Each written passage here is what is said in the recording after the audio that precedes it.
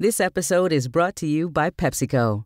From the fields to your table, PepsiCo strives to provide food that is grown well, made well, and creates more smiles. To get a behind-the-scenes look at the journey from seed to smile, visit PepsiCo.com and search Fans of Food. Hey, it's Megan Garber, one of the co-hosts from How to Know What's Real. We're excited to share with you a special series drawn from past seasons of the How To series. For the next few weeks, we'll be revisiting episodes around the theme of winding down. This episode is from Season 4, How to Talk to People, and is called The Infrastructure of Community. Building a network of friends and support can feel elusive. But in this episode, host Julie Beck and producer Becca Rashid investigate how to slow down and build meaningful connections.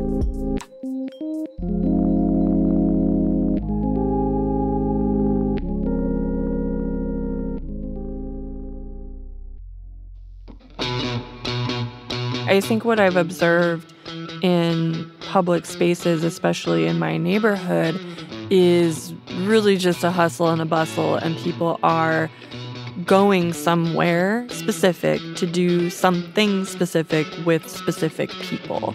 They're sort of on a mission, right? Efficiency is the enemy of social life.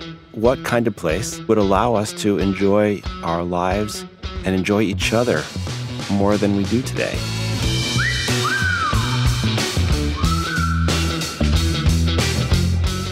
You know, people say, like, misery loves company. I don't think that is true. I think that misery, in a lot of ways, requires company. It requires kinship. It requires community so that you are not isolated in your pain. You know, what kinds of things would we need to reorient our society around? I'm Julie Beck, a senior editor at The Atlantic. And I'm Becca Rashid, producer of the How To series. This is How to Talk to People. Though I normally am not making a friend at the cafe. Recently, there was a girl that was working on her laptop. She noticed I was too. We started chitting and chatting. And after a few weeks of running into each other so many times at the cafe, she finally, slightly awkwardly asked yesterday, "Hey, do you mind if I get your number if you maybe wanted to get a drink?" Very friendly, sweet sort of way of fighting through the awkward and I'm just so asking impressed. for the contact info. So it was bold. Even then, I could tell that people were sort of observing our interaction and being like, what's happening there? There are two strangers who just sort of started chatting at this table. And it's because obviously the space is not designed for the formation of new relationships. It's more so just we're all here doing our thing in our neighborhood. Yeah. That's the thing. It's hard because, of course, like, people do connect at cafes like you literally just did. Mm-hmm. And, you know, in Paris or whatever, they may be happy for people to linger and chat all day. But I think the connection that's happening in those spaces, like, that's not the purpose of the space. That's a byproduct. Perhaps a welcome byproduct, but, like, the point of the space is to make money. The point is to sell you something. It's a business. They're selling you a coffee. They're selling you a sandwich. There's several cafes in DC that I really like that just don't offer Wi-Fi. Or they give you a ticket where you have a couple of hours of Wi-Fi after you buy something. And I get why they're doing that, because they want the customers to cycle through and they don't want people taking up tables all day when, you know, they could get a fresh paying customer in there. That may well be good business sense, but if those are the only spaces that you have to maybe just mingle and get to know people that are in your neighborhood, where are the spaces? What are the spaces where you can just have friendly mingling? And that's the point.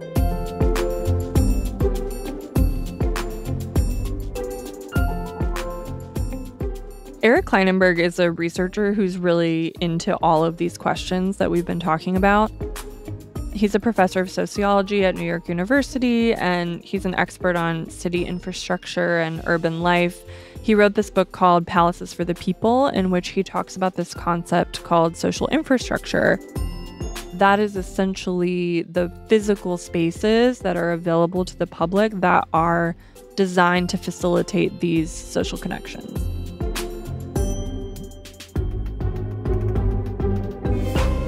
If you want to have a transit system, like a train, you need an infrastructure to carry the train, right? The rails, for instance. Mm-hmm. There's also an infrastructure that supports social life, social infrastructure. And when I say social infrastructure, I'm referring to physical places. They can be organizations. It could also be parks. Physical places that shape our capacity to interact. When you have strong social infrastructure, people have a tendency to come out and linger. And if you live in a poor neighborhood where the social infrastructure is strong, if you're older, if you're more frail, if you're very young, you might spend more time, sitting on the stoop in front of your home. You might have a bench that you spend time on that's on your street. There might be a diner where you go every day. And what that means is there are people who are used to seeing you out in those public places on a regular basis. And when it's dangerous outside, someone might notice that you're not there. Mm-hmm. And they might not even know your name. They might just know your face. Maybe they know where you live. They're used to seeing each other in the public realm. I grew up in Chicago, and in 1995, just before I was about to start graduate school in sociology, there was a heat wave that hit my hometown. It lasted just a couple of days, but the temperatures were quite extreme. It got to about 106 degrees. Chicago did what it always does when there's a heat wave. It turned on air conditioning everywhere you could go, and the power grid got overwhelmed, and very soon the electricity went out for thousands of homes. At the end of this week in July, Chicago had more than 700 deaths from the heat. Mm-hmm. And this was the pre-pandemic time, so people dying in a city in a couple of days seemed like an exceptional thing.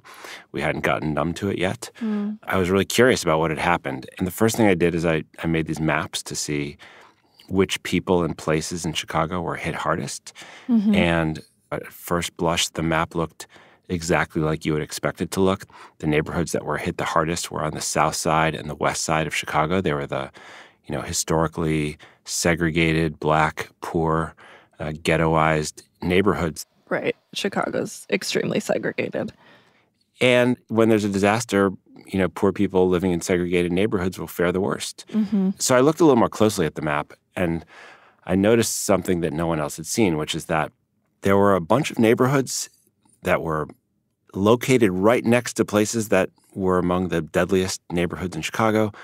But this other set of places wound up being extraordinarily healthy.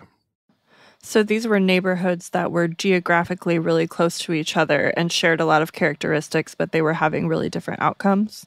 Matching neighborhoods. Like imagine two neighborhoods separated by one street, same level of poverty, same proportion of older people.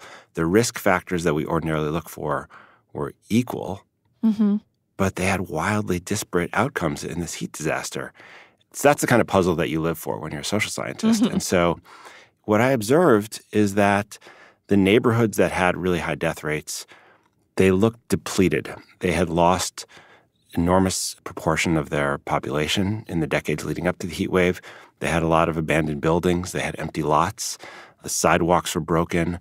They didn't have a lot of strong community organizations that had resources to, put up impressive operations. Even the little playgrounds were in terrible shape, not well maintained. Mm. And across the street in the neighborhoods that did better, the public spaces were much more viable. They didn't have abandoned homes. They didn't have empty lots. There were community institutions, grocery shops, coffee shops, a branch library, places that anchored public life. In those neighborhoods in Chicago, people knocked on the door and they checked in on each other. And as a consequence, if you lived in one of these poor neighborhoods that had a strong social infrastructure, you were more likely to survive the heat wave. People in the neighborhood across the street, the depleted neighborhood, they were 10 times more likely to die in the heat wave. And that difference was really quite stark. So you said when we talk about regular infrastructure, we're talking about what carries the train, right? So what carries the train of our relationships? What are the actual railroad tracks? Think about a playground, for instance. We know that one of the core places that families go to meet other families in their neighborhood is a playground. There's all kinds of socializing that happens when, parents or grandparents or caretakers of all kinds are pushing a swing and looking for a companion, someone to talk to. Those conversations at the swing set often lead to a shared little break together on the bench, or maybe to a picnic and then a play date, and then to families getting to know each other and communities growing. If you took playgrounds out of American cities and suddenly there's no playground, our social lives would be radically different. Now take away our schools, take away our zoos, our museums, our libraries. Piece by piece, we would erode our capacity to share space and engage one another. And we haven't exactly had a demolition plan to get rid of shared public spaces in America over the last several decades. But in a lot of places, we haven't done much to update them or improve them or build new ones. Mm-hmm. You can build a social infrastructure that's very exclusive and that also leads to fragmentation and distrust. So, for instance, like the country club, that's an amazing social infrastructure, like the best social infrastructure that your money can buy. And it's likely to make you surrounded by people who are just as elite as you are. We act as if, in the Old Testament, on the fifth day, God said, today I give you the playground and the library, and it's our birthright to spend time in them. We forget that these are achievements. These are human inventions, right? We built giant parks, theaters, art spaces. We created a good society based on a vision of radical inclusion. Not quite radical enough. People have always been left out of our public spaces. There's no history of this idea that is complete if it doesn't pay attention to how racial segregation worked and how racial violence worked and how gender excluded some people from some public realms. All of that stuff is there in the history of public space. I think in the last several decades, we've kind of come to take all of these places for granted.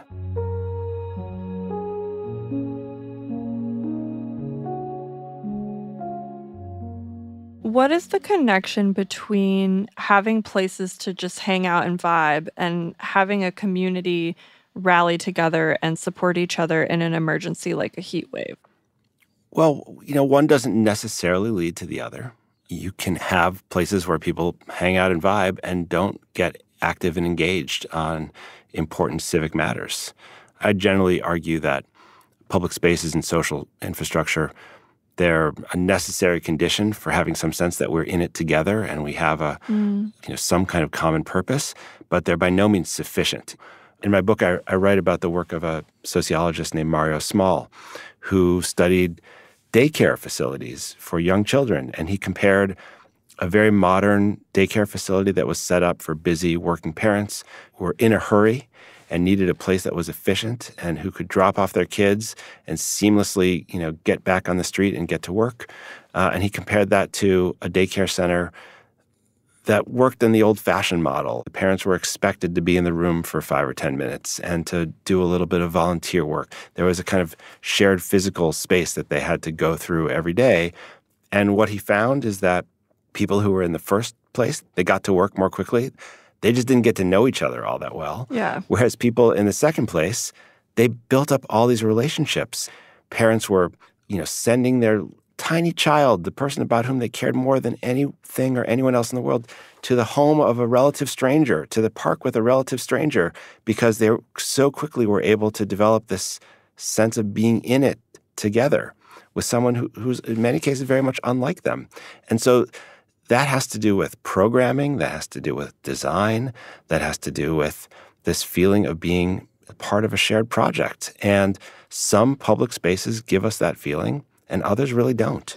Yeah, I'm curious about the mechanics of how that even happens. I mean, maybe it's because I don't have children and I don't go to the playground, but I feel a bit of a divide where being in public is for being active and relaxing is for home. And so much of the public space around me is people are bustling, people are engaging in commerce, or they're just walking from here to there, and they're not opportunities to slow down and talk to each other. And I don't know that we would. Yeah, I mean, does that make sense? It makes perfect sense because efficiency is the enemy of social life. You tend to enrich your social life when you stop and linger and waste time.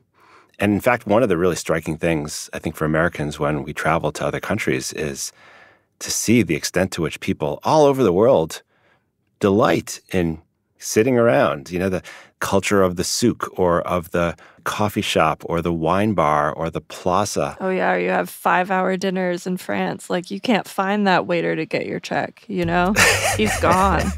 Because the point is not to pay the check. The point is to be there. And it's hard for us to come to terms with just how forcefully the ticking clock shapes our capacity to take pleasure in social life. It's interesting that you see the no Wi-Fi on the weekends as a way to cycle people out of the space. I thought that was the cafe or coffee shop making a grand gesture in favor of relationship building. Oh, I guess I'm just more cynical than you. I mean, this isn't Luke's Diner on Gilmore Girls, right? With his, no cell phone sign. That's a very optimistic way to look at it, but I think it's because they need to make money. Mm-hmm. I go to the public pool with friends. I get books from the library. There is a very hot ticket at our local library, which is like a semi-regular puzzle swap that they do. Oh. And my partner and I, we're very cool. We go and we swap puzzles with the community. But I don't feel like I am really building new relationships or getting to know my neighbors at these places or even at these events. I love these resources. I don't want to lose them. I enjoy them. But I just kind of use them by myself or with people I already know. Maybe I make a little light chit chat at the puzzle swap, but I'm not making new friends there. Mm-hmm. And I think it would feel pretty weird if I tried to. I definitely see what Eric is saying in the sense that certain spaces are much more amenable to connection than other places. There's no doubt that there's way more potential at the library puzzle swap for connection than there is at the McDonald's drive-thru. But I still feel like there's a barrier of politeness or a norm of keeping to yourself that keeps that potential from being fully realized. Yeah, and I think the norm of keeping to yourself is only fueled more by things like social media and being able to look away and be on your phone. And weirdly, during the pandemic, I'm the least social media savvy person of all time. On Facebook, talk to my grandma on there. That's the extent of my knowledge.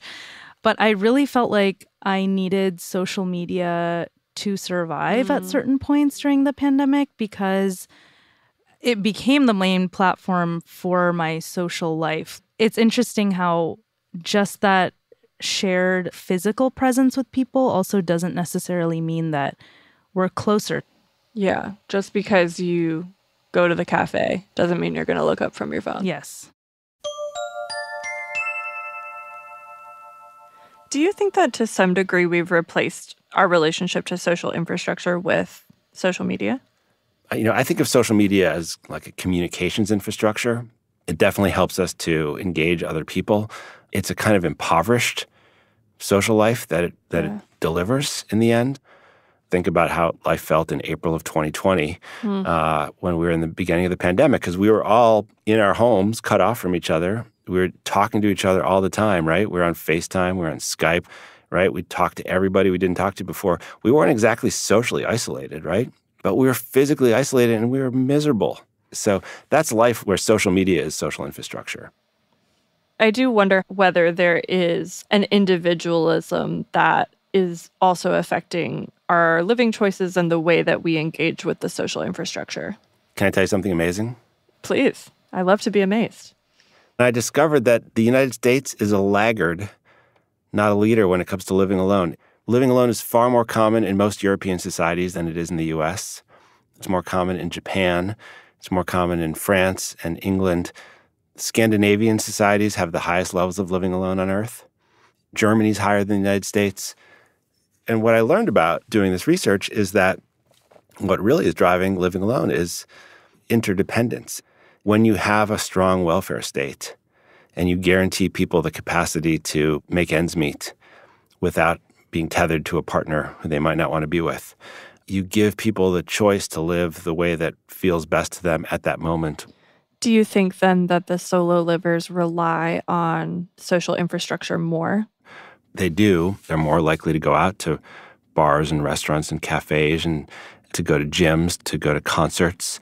I just published a paper in a journal called Social Problems with a graduate student named Jenny Lee, and we interviewed 55 people who were living alone in New York during the first stage of the pandemic.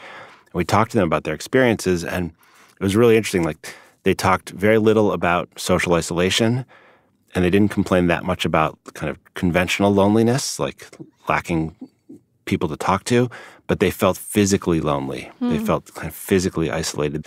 And they really missed the kind of familiar strangers we see when we spend time in a neighborhood. Who just give us a sense of, where we are and that we belong. They felt a acute kind of pain that was slightly different than the pain of the common conversation we had at the time.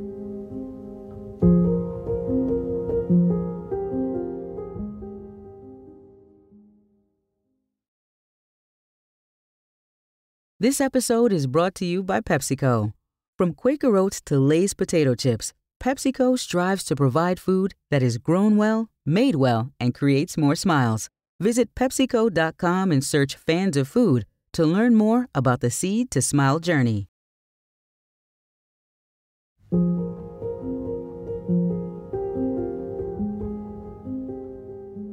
One of the problems we have now is most cities, suburbs, towns in America have public libraries there. There's neighborhood libraries. The building is there. Now, the buildings are generally not updated. They need to have new HVACs. They need new bathrooms. They need new furniture, let alone new books. Some are still not accessible to people in wheelchairs. I mean, there's all kinds of problems with libraries, just physically because we've underinvested in them. But libraries, unfortunately, have become the place of last resort for everyone who falls through the safety net. If you wake up in the morning in the American city and you don't have a home, you're told to go to a library. If you wake up in the morning and you're suffering from an addiction problem, you need a warm place, they'll send you to a library. Yeah. If you need to use a bathroom, you'll go to a library. If you don't have childcare for your kid, you might send your kid to a library. If you're old and you're alone, you might go to the library. We've used the library to try to solve all of these problems that deserve actual treatment. And how many times have you talked to someone who said, like, it's basically a homeless shelter? What's happened is we've stigmatized our public spaces because we've done so little to address core problems that we've turned them into spaces of last resort for people who need a hand. And as we do that, we send another message to affluent middle-class Americans, and that is, if you want a gathering place, build your own in the private sector. So we have a lot of work to do. Yeah. Yeah, if you're always being a crisis center, you don't necessarily have energy for other things. No, and librarians are overwhelmed. They have these kind of superpowers and are capable of helping in all these ways. But they, if you go and talk to libraries in urban library systems, they have more to chew on than they can possibly get through. It's really interesting to me to hear about the ways our environment either encourages or discourages interaction and community building, because I think on some level I've always felt like if I don't have that ideal sense of community that I really want, then it's my fault for not trying hard enough. How much of this is just on the government and there's not much we can do besides like pestering aldermen? I think it's on us to build the political institutions that we want and also to build the public places that we need. So one of the miracles of American life is that we have these public libraries in every neighborhood. And it makes you think, like, how do we get these things? Right?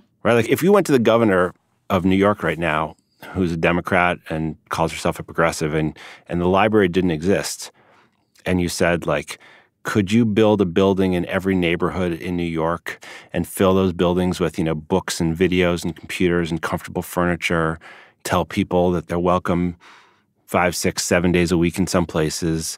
The buildings are going to be staffed by librarians who are public employees.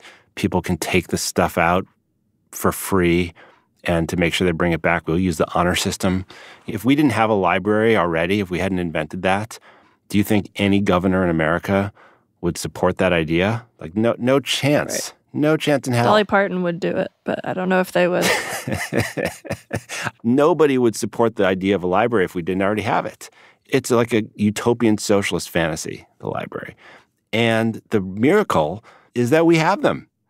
If you think about the American public park system, the public schools, like, we built all these things.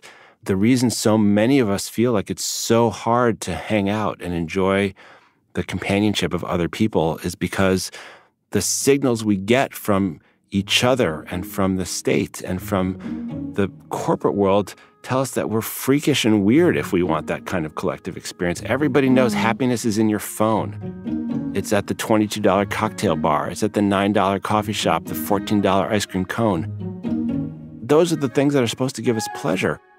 I think we need to start to imagine what a different kind of society might look like. How to rebuild public spaces that are the 21st century version of the 20th century library. What are the kinds of places we'd like to design so that we could be with each other differently? Another important piece, Becca, to actually finding community in these spaces is people acting on the opportunity to connect that they present. It's hard if I'm going to the puzzle swap and no one's talking to each other. I mean, I'm guilty of going in, grabbing my puzzles and getting out and not really making a big effort to chit-chat and make a new relationship there. Right. So it's like on top of the physical space designed to bring people together, you also need that culture of mingling and lingering. So now I'm in the place, the library, wherever it may be. Now something needs to come after that. Yeah, and it's hard to feel like you're just taking that on yourself to try to make that happen. It's also, do you see people welcoming you? Do you feel comfortable going up to someone to strike up a conversation? Do you see other people mingling? The design of a place can totally encourage or discourage interactions, but obviously so can the behavior of the people in the place. Right. Like the friend I made at the cafe is kind of a rare occurrence because normally people in the cafe are working, reading, or as you've said before, with people they already know. Yeah. And the social norms of a cafe are going to be different than the social norms of a public pool or, a local sports team or a church. In a cafe, everyone kind of has different agendas. Like Becca's out there making a friend, but like some people are just reading a book by themselves or having that one-on-one lunch with somebody. But in a church, for instance, like generally speaking, there's a norm that we want to be in community with each other. We have shared values and we're here to connect. My church has been everything to me because those relationships have just been so transformative and so deep. Every single highlight of my life or low life, my church has been there for me. Kellie Carter-Jackson is a historian and a professor from Wellesley College, and we recently spoke about the culture of care in her community. So in her life, she's found that places like the church and her kids' school have smoothed that path to building those deep relationships of support because both the spaces themselves and the people in them have been welcoming. Do you feel like finding a church in the new places where you've moved to, has that helped in getting to those deep relationships quickly? Yes, absolutely. I will say that when we lived in North Dakota, almost all of my friendships either came from the military or the church that we were going to. People were just so warm and so kind. And, you would join like a Bible study group or a mommy and me group, and those became fast friendships. When my husband was going through extensive training and he was in Memphis, he was out of town for like 3 months, and I was overwhelmed by 3 kids. They did a meal train and just brought, I hate cooking. I should just say, And so my church small group was like, hey, how can we take off some of the burden since Nathaniel's gone? What can we do? And I was like, I just need meals. And so just to know that people would go the extra mile for you when you're really taxed is huge. Yeah. I guess I see, church is sort of a natural gathering place because it has those kind of communal values like built into the institution. How does your faith sort of influence your approach to community with your neighbors? I think that I have always tried to model what it means to be a good neighbor, regardless of my neighbor's religious affiliations. I grew up in the church, so my parents modeled for me hospitality. We always had people over our house all the time. We have a big family, 1 of 7, so it's like, what's 1 more? What's 6 more? What's 10 more? Bring them on in, yeah. That is how I show my friendship, show my love, show my care. It is by making you feel welcome and by giving you a place to rest. And it does not always extend to people we know. Like we had good friends. They said, hey, we know this guy. He's a good guy. He needs a place to crash for 2 months. Yeah, sure. So like most people would be like, who is this random guy? You know right. what I mean? Who is he?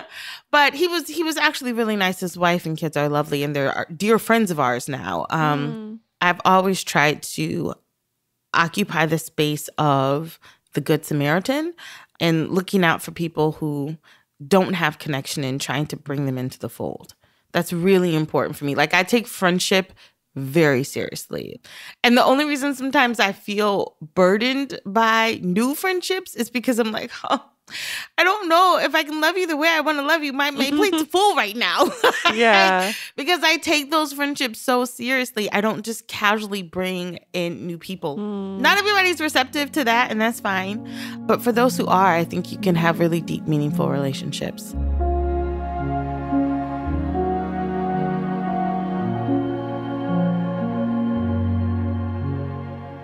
Like when I think of neighbor, I think that extends even into my kids' school. So my 6-year-old had a real hard time because not only had my mother-in-law passed away, but her great-grandmother had died as well. So we had like 2 big losses, a mother and a grandmother in about a 3-month period. Jojo is my middle child's name. Jojo was just distraught by it. Like she cried for 30 minutes and I couldn't calm her down. I sent her teacher an email and I said, hey, JoJo's having a really hard time. I sent her to school with a picture of her grandmother's. She might keep it in her backpack. She might take it out, but I just want you to know, like, this is what's going on. Yeah. And her teacher did something. Gosh, sorry, I'm getting emotional talking about it.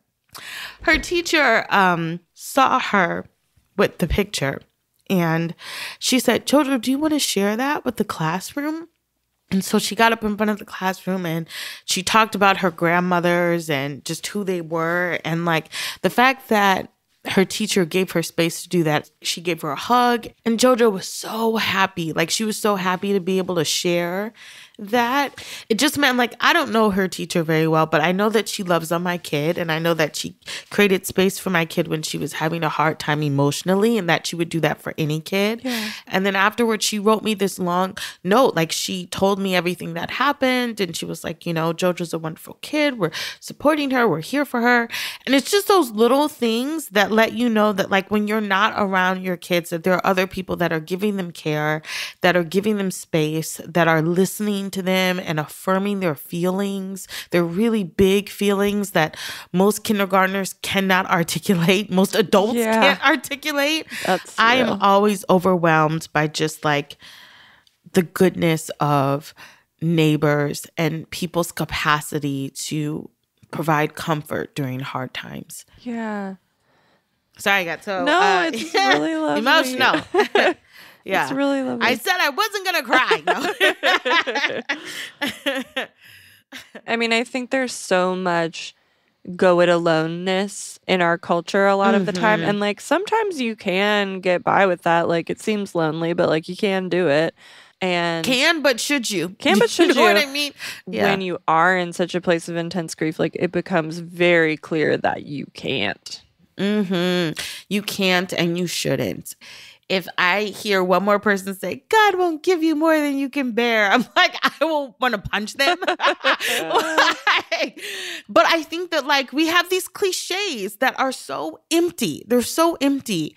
And I think that, you know, just giving people the freedom to feel what they feel, to act upon those feelings without feeling judged, to be heard. Most people just want to be heard. You know, I think in the Black community, we care for one another. There is this idea of kinship, this idea that whether you are blood related or not, this is your auntie, this is your uncle, this is your cousin, this is your fam, that we see each other, that we recognize each other's humanity, that we show up for each other. There are ways I think I just see how like Black women interact with each other, and we're always like, you know, boosting each other. Okay, sis, I see you love that sweater. Ooh, girl. Yeah, like there is a way in which Black people, we love to love on each other. You know, we love to root for everybody Black. We don't know who's in the game, but we see a Black dude, that's who we rooting for. You know, like there is something about that familiarity of Blackness that connects people, that is both spiritual and cultural. And so if you grew up in the church, I think those ideas are fortified for you of how you should show up and care for other people. I mean, how do you get to that place with neighbors and people in your community without a church? I think it's tough. Yeah, it is tough. I think it's not impossible. I mean, there is something about like a shared set of values sometimes that comes from the church that allows making friendships to be a little bit easier, you know? So if you are meeting people in the church, for the most part, you have sort of a shared sense of like, okay, we all love Jesus. All right. You know, like that's the base point. We all know how we should treat each other, hopefully, you know, like, but if you don't have that, sometimes I think that trust can be an issue. Like I've had to let people know who are outside of my faith, you can depend on me, you can trust me. I am not going to judge you, that our home is welcome to anyone of all backgrounds, because I think people can sometimes be skittish around people that they think are religious. And I never wanted anyone that I connected with to feel like that. I had a friend who was in graduate school whose mother passed away. And I remember reaching out to her, like, how are you doing? How are you feeling? You know, here's some literature that helped me because my siblings had passed away maybe about a year before. And she was a little startled, actually, by my response, I think, because she said, you know, I grew up in a community of atheists. She said, we just don't have a practice or a tradition that the idea of like bringing food or, you know, sort of like ongoing care was not something that was a part of her tradition. So regardless of people's faith, my job as a good neighbor is to help shoulder some of that weight. So you don't have to carry it all on your own. So I try to remember important dates. I try to remember names. Which is why I say when I meet new people, I'm like, oh, man, okay, give me more capacity.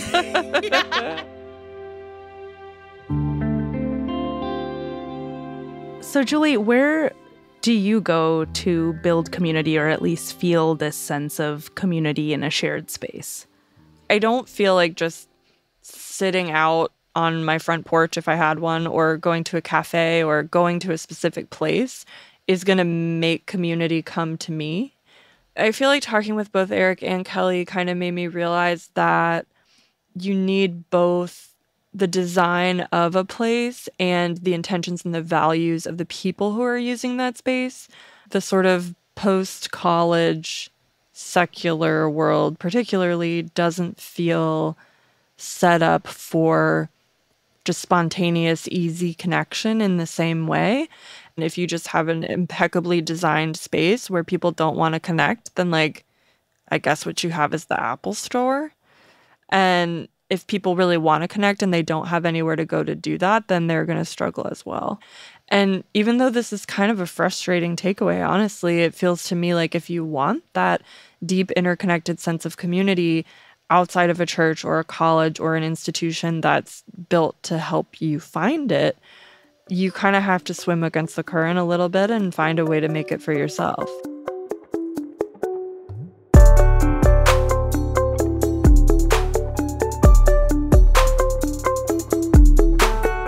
That's all for this week's episode of How to Talk to People. This episode was produced by me, Rebecca Rashid, and hosted by Julie Beck. Editing by Jocelyn Frank and Claudine Abate. Fact check by Anna Alvarado. Our engineer is Rob Smerciak.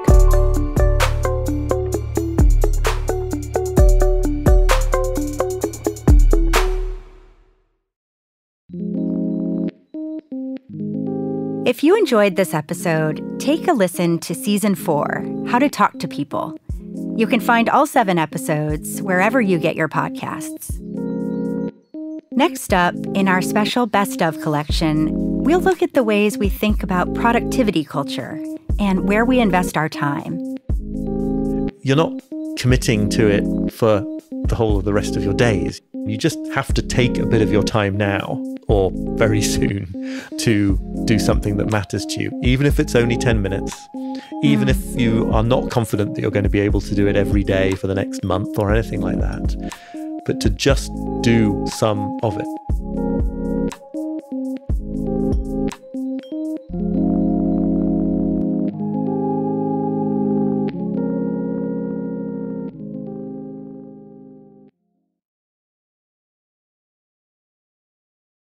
This episode is brought to you by PepsiCo. From the fields to your table, PepsiCo strives to provide food that is grown well, made well, and creates more smiles. To follow the journey from seed to smile, visit PepsiCo.com and search Fans of Food.